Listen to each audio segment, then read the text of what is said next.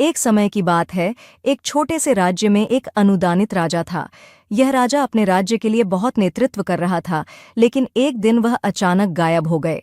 राज्यवासियों ने उन्हें खोजने के लिए समूचे राज्य को घेर लिया, लेकिन उनका कोई पता नहीं चला। राजा की अदृश्यता ने राज्य को बड़े हलचल में डाल दिया। लोग उसकी भलाइयों और सफलता के पीछे जिज्ञासु थे, लेकिन राजा की गायबी ने उन्हें चौंका दिया। इस रहस्यमयी घटना ने राज्य को आघात पहुंचाया और सभी को सोचने पर मजबूर किया कि राजा गया कहाँ।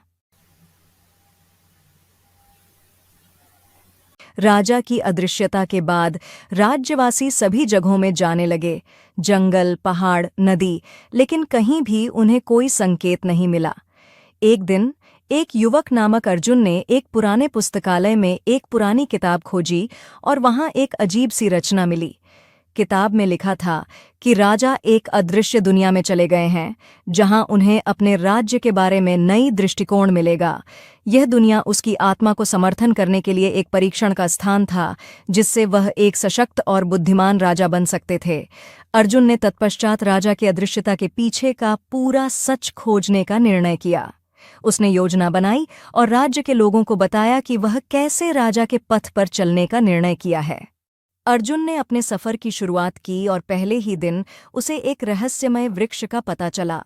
वह वृक्ष के पास पहुंचा और देखा कि एक बड़ी सीढ़ी से ऊपर एक द्वार है, जो सीढ़ी के पीछे एक अदृश्य संसार में जाता है।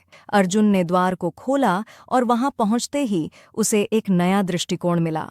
वहां एक आध्यात्मिक गुरु ने राजा को आत्मा के महत्वपूर्ण सिद्धांतों का अध्ययन करने के लिए प्रेरित किया।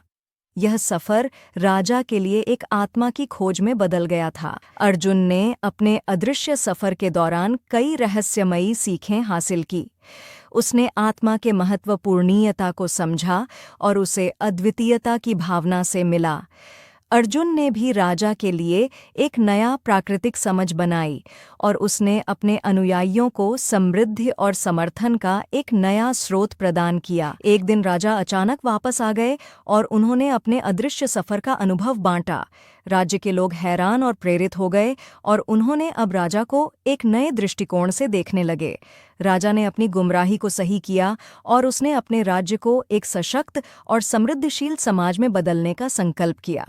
राजा का अदृश्य सफर ने राज्य को एक नए युग की शुरुआत की और लोगों को सही मार्ग पर चलने के लिए प्रेरित किया। अर्जुन ने भी अपनी शिक्षाओं को राजा के साथ साझा किया और समृद्धि और एकता के माध्यम से राज्य को सजीव बनाए रखने का आदान प्रदान किया। इस कहानी से हमें यह सीखने को मिलता है कि जीवन में अगर हमारे सामने चुनौतियां जो आती हैं, तो हमें उनका सामना करने के लिए सकारात्मक दृष्टिकोण बनाए रखना चाहिए। रहस्यमय सफर के माध्यम से हमें आत्मा के महत्वपूर्णीयता का भी आदान प्रदान समझने का अवसर मिलता है, जिससे हम अपने जीवन को एक नए दृष्टिकोण से देख सकते हैं।